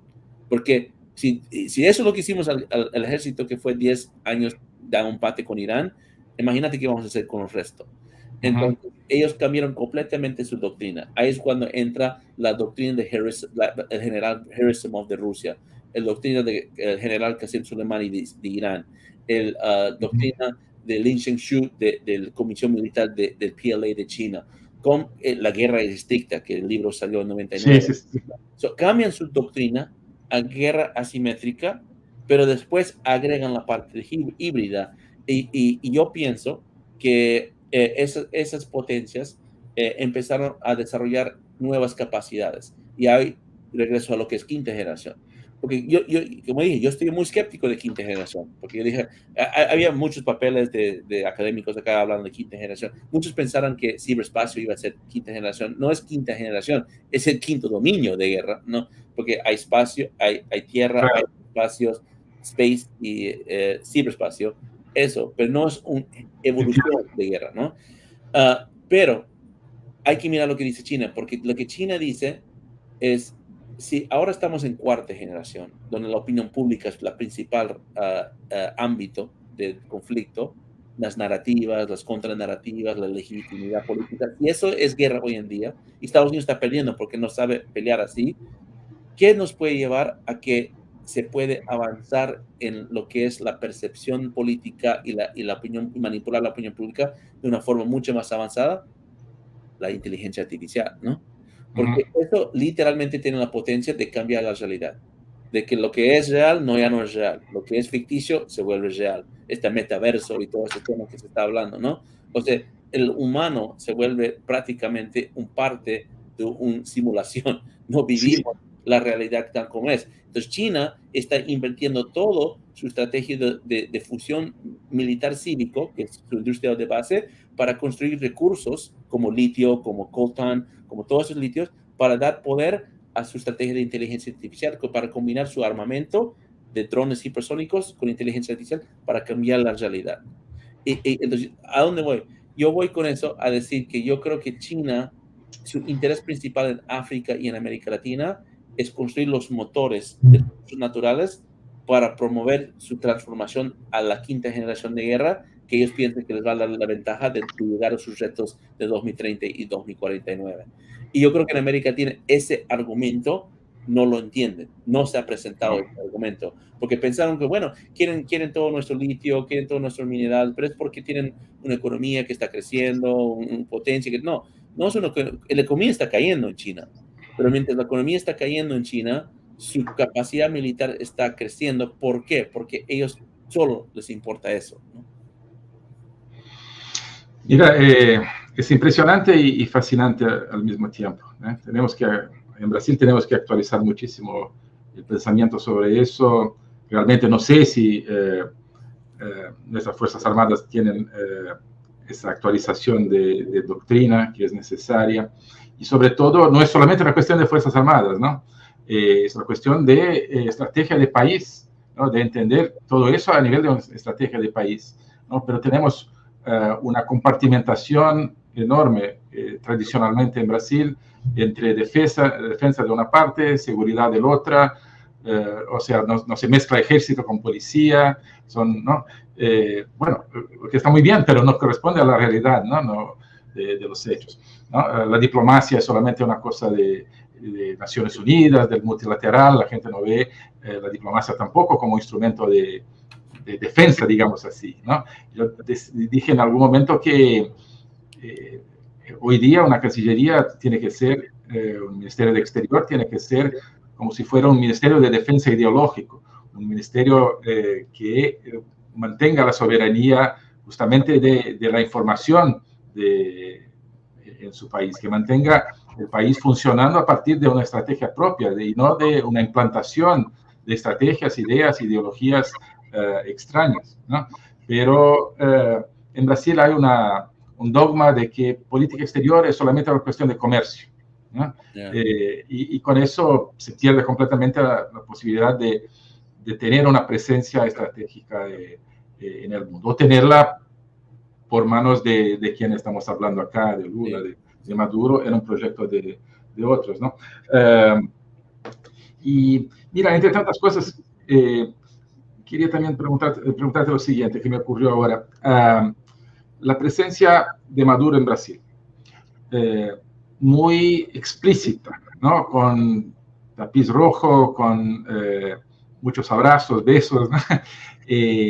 No era necesario que fuera así, ¿no? Una coordinación nueva, digamos, entre Lula y Maduro, Brasil y Venezuela ahora, con todos esos planes que probablemente están ahí, no necesita ser tan divulgada, tan explícita a la opinión pública, ¿no? Es un factor, un elemento. Otro elemento, China. Parece que China cada vez hace más explícito también su intención de una hegemonía global, ¿no? El otro día estamos hablando acá en el otro podcast que tengo, que se llama justamente Agenda 20 y 30, porque lo hago a las 20 y 30 de la noche, o sea, a las 8:30. Pero hablamos de cosas de ONU, pero también de cosas de China. Y hablamos de un discurso reciente de Xi Jinping, diciendo que China va a ser, digamos, el líder de una nueva civilización global. Lo que es una manera de decir, bueno, hegemonía sin decirlo, ¿no? Y justamente con un apelo no militar, un apelo ¿no? a los otros dominios del ser humano. Pero esos dos elementos me llevan a preguntar, ¿serían eso que algunos teóricos llaman la revelación del plan? O sea, hacer explícito, hacer parcialmente explícito y visible un plan de dominación para que la gente se acostumbre, se desensibilice de lo que está pasando y se acostumbre con las ideas, bueno, sí, bueno, Venezuela, Brasil, y ahí eso permite una nueva etapa de ese proceso, ¿no? Entonces, primero, bueno, antes se decía, no, China no tiene ningún plan global, ¿no? Luego, no, China quiere ser una gran potencia comercial. Está bien, bueno, bien. Y quienes decían que tenían un proyecto de hegemonía eran considerados conspiracionistas, ¿no? Luego China empieza a hablar de un destino común de la humanidad. Bueno, eso ya suena un poco distinto, ¿no? Ahora habla de una civilización global, con China de alguna manera en su centro como su líder, ¿no? Entonces, es como si hubiera un proceso consciente, programado, de construcción de una permisividad creciente por parte de la gente. Y quizás igual a nivel nuestro, latinoamericano, acostumbrar a la gente a una especie de programa patria grande, de programa de una fuerza común, bolivariana o lo que sea, de una integración ¿no? que facilite el crimen organizado, por ahora sin decirlo tanto, pero luego se va a decir, bueno, el crimen organizado, me supongo, ¿no? Hoy está fuera, pero mañana, bueno, tenemos acá como parcero al PCC, por ejemplo, para la cooperación. No sé, ¿qué te parece? Porque me parece raro que hagan cosas que podrían hacer más secretamente que lo hagan tan abiertamente. Sí, no, yo creo que en este momento, esto es algo que yo he pensado mucho, porque aquí en Estados Unidos también estamos en una situación electoral, ¿no? Ya claro. un año es elecciones acá y bueno, si 2020 fue un indicador, va a ser unas elecciones muy, muy turbulentas. Pero si yo soy estos actores, que sea los actores regionales autocráticos o si soy los actores internacionales totalitarios, este es mi mejor momento. Yo no sé si el mundo va a estar tan, el mundo político va a estar tan a mi favor como ahora, ¿no? Porque el principal obstáculo que estos autocráticos y totalitarios han tenido en la historia es Estados Unidos. Claro. Pero Estados Unidos está más débil que creo que yo lo he visto en mi vida adulta, ¿no? Yo no estaba yo no nací todavía con los años del presidente Carter, pero se hablan mucho de esos años, ¿no? Sí. Entonces, no he visto, no, obviamente yo no pensé que el presidente Obama era buen presidente, pero el país no estaba tan débil en esa época durante la temporada del presidente Obama. Ahorita en gobierno del presidente Biden está recontra de Estados Unidos. Estamos divididos, estamos confundidos, estamos haciendo decisiones muy malas a nivel internacional y tenemos un presidente que literalmente no está presente, no participa, literalmente creo que ni siquiera consciente de todo lo que está pasando. Entonces, en eso, si tú eres estos actores, ¿por qué no hacer todo lo que puedes hacer en este momento? Porque 2024 no está definido, no está definido. Y querer o no querer al presidente Trump, y respectiva a tu opinión sobre él como persona, como presidente, lo que sea, se conoce ahora con mucha credibilidad que su mandato lo ha puesto a estos actores en la defensiva. Ellos estaban inciertos de qué podía hacer Estados Unidos porque no conocían realmente la capacidad de nuestro país. Yo creo que con la muerte de Soleimani, la guerra económica contra China, las sanciones contra Rusia que empezaron por el gobierno del presidente Trump, la destabilización del régimen de Maduro en Venezuela, todo esto era parte de que los autocráticos empezaron a ponerse a defensiva porque no sabían realmente a qué iba a llevar esta confrontación y más allá no estaban seguros si iban a ganar, ¿no? Y yo creo que en ese momento teníamos la alianza con Brasil, con el presidente Bolsonaro, en Colombia, teníamos un tablero mucho más favorable. Hoy en día ese tablero está por la ventana, o sea, en este momento. Y yo he pensado, porque todos dicen que China posiblemente va a hacer su conflicto en 2027. Ese es el año que en los generales, las fuerzas del Pentágono, mucho está calculando. Pero el problema con eso es que ya lo sabemos, ¿no? Ya sabemos que esa es la fecha. Entonces, si yo soy China, mi elemento de sorpresa juega a mi favor. Entonces, si espero hasta 2027 a tomar mis acciones más agresivas, puede ser que Estados Unidos ya está preparado. Entonces, tal vez lo tomo antes. Y si lo hago antes, bueno, en 2026, pero tal vez lo hago antes de las elecciones de Estados Unidos. Porque si lo hago antes de las elecciones, puede tener doble efecto. Uno, nos agarra completamente de sorpresa y sin preparación. Y dos, si a ellos les gusta este escenario con presidente Biden, porque realmente les está viendo muy bien con el presidente Biden en el poder, una cosa que le puede ayudar al presidente Biden a ganar una elección es una guerra. Porque normalmente cuando hay guerras, la país se une detrás de enfrentamientos y se unen bajo el que está en el poder. Entonces, eso puede ser una estrategia. No estoy diciendo que esto va a pasar, no conozco que esto va a pasar, solo hay una hipótesis, un escenario, pero yo siento que, a tu pregunta, que mucho está acelerado. Yo les veo muy acelerado. Lo de Lula lo veo acelerado, lo de Petro lo veo acelerado. Perfecto. Y veo como que la línea de tiempo que todos lo tenemos en mente de 2027, 30, 49, es tal vez hasta más corta, ¿no? Porque esas son las fechas que ellos dicen públicamente, que ya sabemos públicamente porque lo comunican, pero ¿cuáles son realmente su estrategia que tienen, ¿no? Porque esta cosa, como dicen los militares, el globo puede reventar este año, ¿no? ¿Y qué pasa si lo hacen este año? ¿Quién está listo? ¿Quién está preparado? Nadie, ¿no? Nadie. Todos estamos ahí esperando que no pase, pero tal vez eso puede ser el momento de agarrarnos más vulnerables. Interesante, muy interesante. Y eso fueron las cosas que queríamos aprovechar a nivel de los conservadores, de los demócratas, durante el periodo Trump-Bolsonaro, digamos, ¿no? Y de otros factores en la región y en el mundo.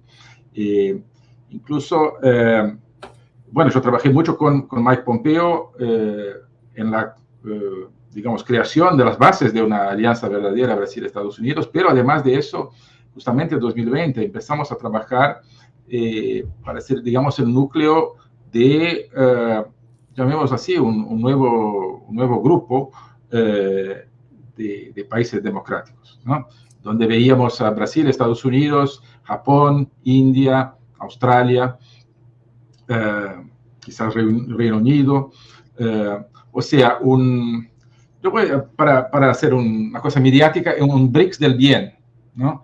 Porque yo veo realmente el BRICS como una fuerza muy, muy negativa, aunque Brasil esté ahí, pero justamente por eso creo que es muy negativo que Brasil esté todavía en BRICS. Pero, y en nuestro tiempo, yo tuve la presidencia de BRICS, o sea, Brasil tuvo la presidencia de BRICS en 2019 e intentamos justamente limitar BRICS a un proceso de diálogo, esos diálogos diplomáticos, ¿no? que hay por toda parte, aún así bastante más limitado que antes, y algunas iniciativas técnicas, pero ahora quieren hacer de BRICS casi como si fuera una alianza militar también, ¿no? Y eso totalmente en contra. Pero yo decía que teníamos esa idea de, sí, una verdadera alianza internacional de las democracias. Y con Brasil y Estados Unidos un poco como un núcleo, ¿no? Hablé de eso también y estábamos convencidos de que eso sería posible si Trump fuera reelecto. Claro. Que era el consejero de Seguridad Nacional de Estados Unidos, Sullivan, ¿no? Al final de... No, Sullivan es ahora, al final del gobierno Trump. O'Brien, que estuvo en Brasilia en noviembre, justamente casi poquito antes de la elección, hablamos de eso, y a eso íbamos, ¿no? ¿Y qué es lo que pasó? Con Biden, todavía Bolsonaro en Brasil, pero cualquier idea de esa naturaleza se deshizo, ¿no? O sea, Biden, creo que, y la administración Biden no tenía esa visión. Tanto así que India se reacerca de China y Rusia muy rápidamente, ¿no? Japón menos, pero quiere tener su independencia de seguridad. Pero sobre todo perdimos la posibilidad de hacer un nuevo eje del mundo en torno de la libertad y de la democracia, ¿no? La administración Biden parece que quiere hacer un eje del mundo en torno al tema del clima, ¿no? Entonces, no, tenemos que estar los libres defendiéndonos de los totalitarios, porque quieren que no seamos libres, ¿no? Y no los que queman más fósiles y los que queman menos fósiles, ¿no? Eso no es lo que va a determinar Entonces yo digo, bueno, antes teníamos la prioridad de un free world, ahora de un carbon free world, ¿no? Hay que decidir, ¿no? Sí.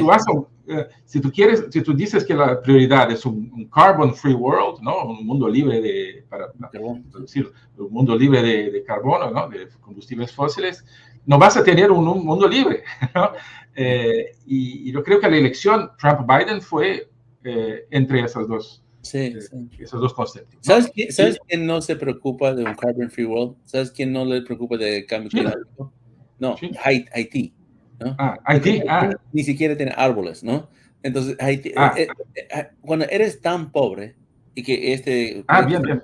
pobreza. Interesante. Y yo pienso que el cambio climático es un tema para los oligarcas y la gente rica que tienen no más cosas que pensar, porque cuando tu país está en serios problemas, como Haití, el cambio climático no es tu reto principal, más bien lo que tú estás diciendo, quieren liberarse, quieren un mundo libre, no un mundo libre de carbón, quieren un mundo libre para Perfecto. que... Sí. No, perfecto. Y el mundo libre de carbono, ¿qué es lo que está haciendo? Llevándole, por eso hablaba de China, llevándole el poder económico a China en primera parte, porque están destruyendo la economía europea y americana también por las reglas de energía absolutamente disfuncionales, ¿no?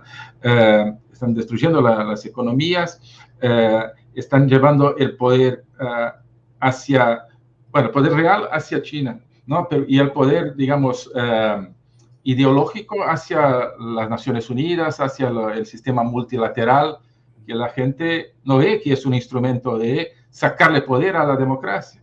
Claro. Porque ¿no? Si tú miras la Agenda 2030, no habla de democracia, no habla de libertad, habla de calidad de agua, de cosas que están muy bien, pero no es con la Agenda 2030 que vas a proteger la democracia, ¿no? Pero con esa énfasis en lo climático, lo que veo es que Estados Unidos están perdiendo el rol de un líder internacional por la libertad, ¿no?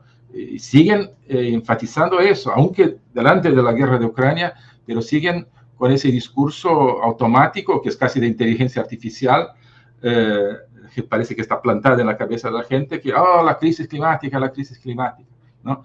La democracia está desapareciendo en el mundo, en nuestros países, ¿no? Los totalitarios están venciendo y la gente hablando de clima, ¿no?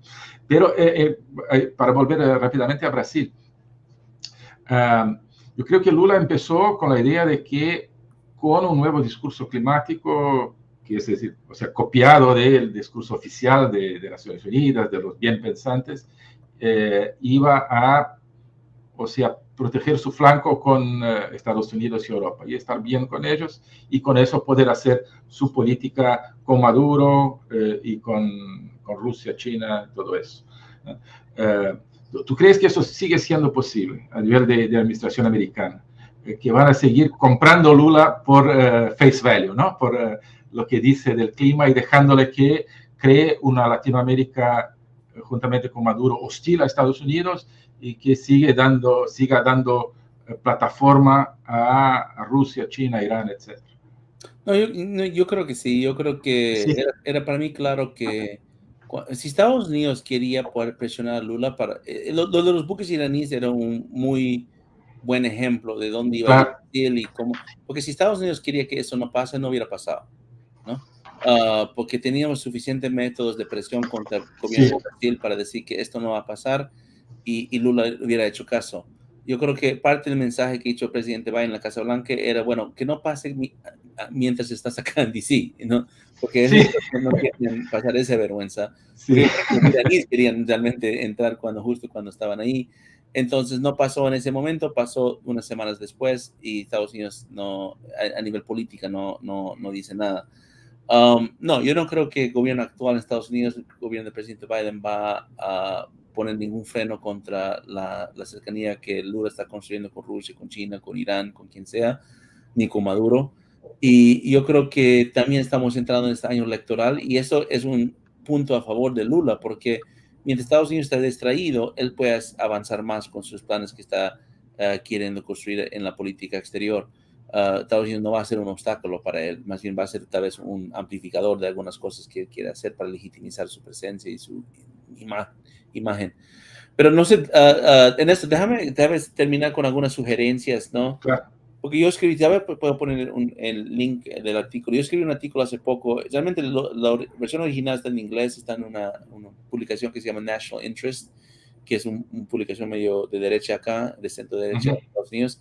Lo traducieron en español en Infobae y en Epoch Times español.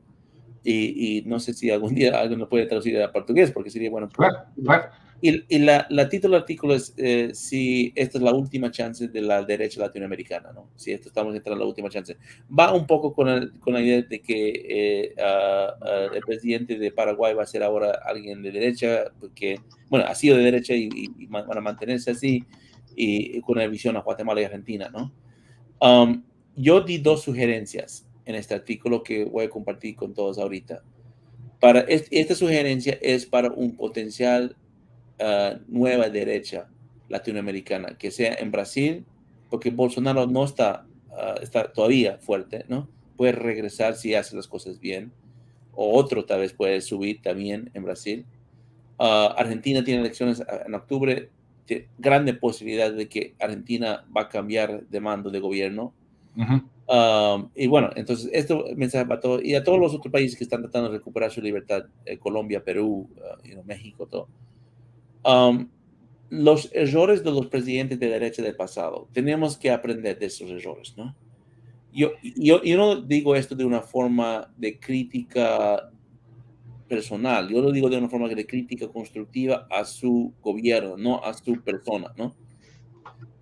Pero los gobiernos de derecha de los últimos 10 años en América Latina se enfocaron muchísimo en la parte financiera económica de su país. Perfecto. Es importante, a mí no lo podemos descontar. La derecha siempre es buena en economía porque tenemos por lo menos una visión económica, pero se olvidaron completamente de geopolítica, ¿no? Ignoraron la realidad del mundo que estaba cambiando. No prestaron suficientemente la atención a las dinámicas geopolíticas que estaban moviendo el mundo a este nuevo mundo antidemocrático. Y de cierta forma se dispararon ellos mismos en tratar de moverse en un mundo multipolar como si fuera la Guerra Fría, ¿no? Perfecto. Y yo digo, me refiero específicamente a no hacer nada contra su balance comercial con China, o sea, seguir vendiendo a China o comprando de China en algunos casos, y tratando de ser amigo de China y Estados Unidos, comprando armamento de Rusia y también trabajando con Comando Sur, ignorando por completo Irán, no haciendo nada por sus 11 embajadas que tiene en América Latina, especialmente una grande que tiene en Brasil, que tiene uno de los 4 países de que Irán tiene un agregado de defensa en Brasil y que el presidente Bolsonaro no creo que hizo nada para quitar esa presencia, ¿no? Entonces, mi punto es esto, mi punto es nueva derecha que surge en América Latina, y yo quiero que surge, ojalá surge, necesitamos que surge, tienen que priorizar la parte geopolítica, tienen que poner eso como la prioridad número 1, porque si no, todo en América Latina, que sea narcotráfico, crimen organizado, desigualdad, economías frágiles, todo lo que hablamos, todo se pone peor con estos 3 actores, ¿no? Rusia, China y Irán. No se puede solucionar nada mientras ellos siguen dominando, porque ellos van a destrozar todo. Eso es lo que ellos quieren. Yo creo que eso es, y hay varias ideas de cómo hacerlo, no voy a intentar todo eso, pero por lo menos priorizarlo. Y la segunda sugerencia que puse en el artículo, que creo que es importante para todos, que por una nueva derecha, es que entiendan lo que ha dado su poder a la izquierda, ¿no? Especialmente la izquierda dura, la izquierda radical, como Lula, como Maduro, como esos. Es de que ellos construyeron bajo esfuerzo, no bajo suerte, una infraestructura de bases, ¿no? Un potencial de mover líneas en varios campos académicos, informáticos, mediáticos, social civil. Entonces, cuando salen de poder, como fue en el caso de Brasil durante Bolsonaro, o en el caso de Chile, o en el caso de Colombia, cuando salen de poder, igual mantienen un espacio de poder que prácticamente no permite al otro gobernar, ¿no? No estoy diciendo que tenemos que ser destabilizadores, porque no somos así, derecha es derecha porque no es eso, pero tenemos que tener las herramientas de comunicaciones, las herramientas de think tanks, las herramientas académicos, porque el poder no es solamente, en un país democrático, el poder no es solamente manejado por institución gubernamental, el poder es manejado, y si miras a Estados Unidos como ejemplo, la gran magia, digamos, si quieres llamarlo de Estados Unidos, es que el poder principal no está en Washington, D.C., está en Houston, Texas, está en Orlando o Miami, Florida, está en Nueva York, está hasta en lugares como Kansas City, donde la gente el poder económico que tenemos, y hasta militar en cierta fase, ni siquiera está en Washington, ¿no? Washington es tal vez la parte más disfuncional de todo Estados Unidos, y ahí sí debería ser. En cambio, en América Latina muchas veces es solamente, Brasil tiene la potencial de ser así, porque a pesar de que Brasil es la capital política, Río de Janeiro y Sao Paulo son mucho más potencias, ¿no? Son potencias por sí mismos, ¿no? Por el tamaño de su economía, el tamaño de su población y todo esto. Entonces, mis sugerencias son esos dos: priorizar la geopolítica, construir una infraestructura de sociedad que no tienes que depender solamente de sus instituciones, y cuando tenemos la oportunidad de regresar a tener otra oportunidad, que pienso que ojalá va a pasar, empezando con Argentina en octubre de este año, que no hagamos los mismos errores, porque si hacemos los mismos errores, es potencialmente que no vamos a tener otra oportunidad más, ¿no? Entonces, los de Brasil, por ejemplo, muchos de mis amigos brasileros, y bueno, tú y yo nos hablamos durante este periodo, yo sentí el dolor de los brasileros durante las elecciones, porque nosotros pasamos por algo parecido, ¿no? Claro, claro. Yo sentí el dolor de los brasileños que pensaban que estaban perdiendo su país, literalmente, por bajo sus pies. Pero mi mensaje es muy tarde. O sea, ya no se puede, si ya ellos ya hicieron, o sea, lo del PT y Lula, eso no empezó la noche antes de las elecciones, ni un mes, ni una semana. No, claro. Por años estaban construyendo esta capacidad y tenían que efectuarlo. Entonces, ustedes van a tener otra oportunidad, ¿no? Lula va a hacer varios errores. China no es infalible, tiene mucha debilidad también. Irán, Rusia también. Irán, Rusia está en plena guerra, perdiendo parte de la guerra en Ucrania. Entonces, mi punto a eso es decir que no pierden su tiempo en tratar de construir toda la perfección. Simplemente avanzan en esos dos puntos: conciencia geopolítica e infraestructura de sociedad civil. Si logran esto, el próximo, no sé cuándo es la próxima elección de Brasil, 2020, qué sé yo, bueno, tú lo sabes mejor que yo, Ernesto. La presidencial 26. En eso, lo que van a tener es un poder real que puede hasta puede saltar esas barreras grandes como fraude electoral o cualquier otra barrera que nos imponen, ¿no? Porque, te digo sinceramente, cuando el presidente Trump ganó en 2016, era con todas esas barreras que le pusieron encima también, fraude y todo, ¿no? Igual lo saltó, de cierta forma de suerte, porque realmente no había tanto, pero Estados Unidos tiene esta infraestructura. Lo que sorprendió en 2020 es el nivel de que el otro lado tuve que ir para dominar el campo informático y la percepción y todo lo que la gente percibe, ¿no? Literalmente quitaron un presidente de Twitter. O sea, impresionante, ¿no? Yo creo que los dictadores del mundo todavía estaban en Twitter y quitaron al presidente de Estados Unidos. Sí. Y tenían que hacer ese nivel de drástico para poder asegurar que él no iba a ganar, porque realmente está, y nosotros también tenemos esto, elecciones del próximo año, esperamos que, y te puedo decir esto, los grupos de varias entidades de sociedad civil de Estados Unidos no van a permitir que pase otra vez otro 2020, ¿no? Están preparados, ¿no? Entonces vamos a ver cómo soluciona. Yo no sé, yo puedo predecir el futuro, pero sabemos que el presidente Biden está muy débil, ¿no? Que no tiene mucha aprobación. La situación en el país está muy, muy frágil. Y sabemos que el presidente Trump o gobernador DeSantis, los dos son los principales protagonistas, claro. Los dos están en ascendencia, ¿no? Entonces lo único que nos va a frenar es que si nosotros nos frenamos nosotros mismos, ¿no? Nos peleamos nosotros mismos, nos dividimos y todo eso. A lo mejor les dejo con ese mensaje porque yo creo que es nuevo, la región tiene nuevas metas. Brasil está enfrentando un nuevo era que puede ser muy negativo bajo el mando de Lula, pero con eso va a venir nuevas oportunidades y yo creo que nos tenemos que preparar. Como dice mi viejo coach de artes marciales, no se pierde, se gana o se aprende, ¿no? Entonces la idea es que aprendemos de las derrotas que tuvimos en los últimos años y regresamos con más fuerza. Perfecto. Sí, las derrotas son más importantes que las victorias, ¿no? Muchas veces. Mira, Joseph, muchísimas gracias. Yo sé que tienes que irte, ¿no? Si no, nos quedábamos acá toda la noche conversando. Pero solamente antes de cerrar, 2 o 3 cositas sobre lo importantísimo que decías ahora, cosas importantísimas que apuntabas. Y en relación a los errores del pasado que tenemos que aprender. la cuestión geopolítica, ¿no?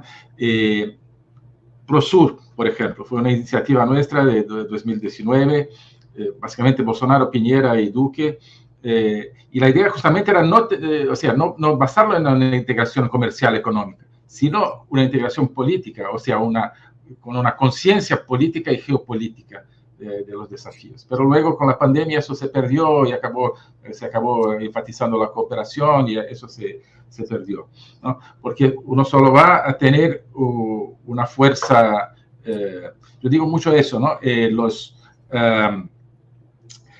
Los totalitarios tienen la voluntad de poder, ¿no? Nosotros necesitamos la voluntad de libertad, que sea por lo menos equivalente a la voluntad de poder que ellos tienen.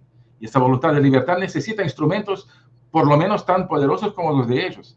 Así que una UNASUR totalitaria necesita que se contracree, por ejemplo, la idea era un Prosur democrático. Pero bien, en Brasil el problema ha sido que toda la discusión de geopolítica era considerada ideológica, ¿no? Incluso adentro del gobierno Bolsonaro, por muchas partes del gobierno. Entonces, cualquier cosa de rearmar o desarmar la influencia china, sobre todo en Brasil, que iba en contra de todas las prioridades del gobierno, era vista como una cosa ideológica. No, solamente se tiene que pensar en comercio. Así que la gente quería enfrentar al PT en Brasil y al Foro de São Paulo en Latinoamérica, sin enfrentar a los patrones, ¿no? Los patrones, ¿no? Del Foro de São Paulo afuera, ¿no? Como China, por ejemplo, ¿no? Y para terminar la cuestión de la importancia de los institutos, de los think tanks, porque la gente es gobernada por ideas, o sea, la gente actúa por ideas, ¿no? Entonces, es ahí donde está la lucha realmente. Sí. Es un cliché quizás, pero el poder de las ideas es el decisivo, ¿no? Tenemos que volver, no adelanta luchar, digamos, contra la izquierda proponiendo una política monetaria un poco más dura, una política fiscal un poco más dura. Eso no va a cambiar la realidad de poder, ¿no?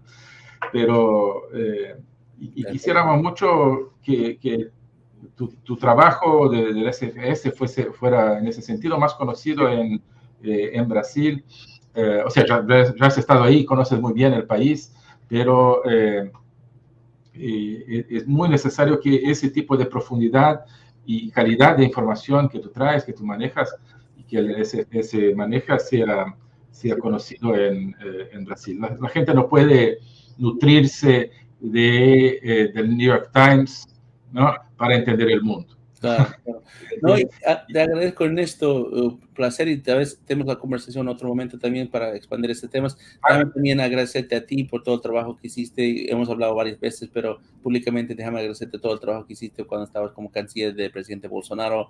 Realmente yo me acuerdo cuando ustedes vinieron a Washington en 2019 para la cena que hubo cerca de la Casa Blanca, en el Blair House, y me acuerdo bien que es increíble la cantidad de acuerdos que firmaron en esa visita. O sea, era impresionante, un claro señal de que tenemos una nueva alianza estratégica que yo siento que Estados Unidos no aprovechó como debería, y eso es parte de la historia ahora.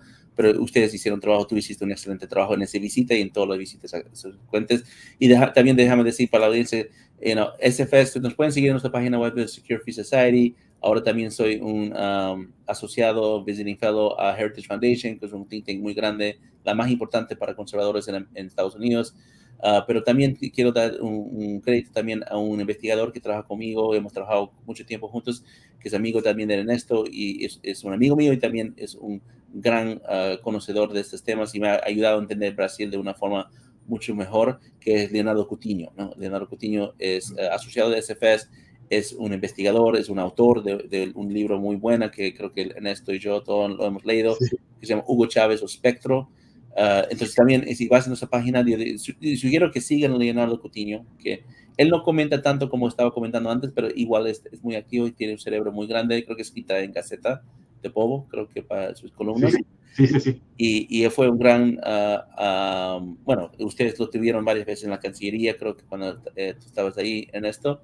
Y yo creo que estamos haciendo cosas que todavía no podemos decir públicamente, pero para unir los movimientos conservadores de todas las Américas. Estamos haciendo esfuerzos con Heritage, con SFest, con otros grupos que Ernesto va a participar y otros, y ojalá pronto vamos a poder anunciar algunas cosas, pero que tengan esperanzas, porque si algo les quiero dejar es con este mensaje de esperanza, ¿no? Que en todo momento de conflicto, yo he participado no solamente académicamente, pero yo físicamente participando en guerras, porque yo era un marine antes de ser un académico, y en toda guerra, en todo momento, en toda pelea, en todo combate, tú piensas que estás perdiendo. Siempre pasa lo mismo, ¿no? Entonces, interesante. Es la psicología del ganador, de saber que va a ganar aunque está perdiendo. Eso es lo que hace un ganador. Y yo creo que esa psicología americana tiene que instalarse, porque si no, nunca van a poder realizar esa victoria. Pues yo los dejo con eso y en esto hasta la próxima. Lo hacemos otra vez. Sí, hasta la próxima. Ojalá, o sea, ha sido realmente una gran alegría, un honor tenerte acá. Quería abrir después un poco para los comentarios de la audiencia, pero estaba tan buena la conversación. Pido disculpas acá a los amigos que estaban viendo, y hoy no podremos hacer la sesión de preguntas y respuestas que siempre hacemos, pero desde luego, desde ahora, una invitación para que vuelvas acá a este programa, y para que sigamos como ya estamos, ¿no?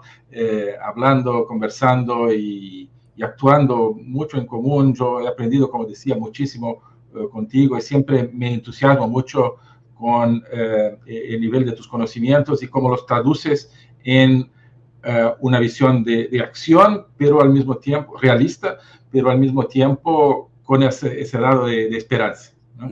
Que va más allá de lo racional, ¿no? Que es algo que necesitamos para nutrirnos, ¿no? Y así que muchas gracias por esa nota de esperanza y por compartir todo tu conocimiento, tus ideas acá con nosotros. Ha sido realmente una alegría. Y bueno, si quieres, y tu público también, hago ese programa todo jueves, a las 7 de Brasil, o sea, 6 horas de Estados Unidos. Tengo ahora ese otro que es la Agenda 2030.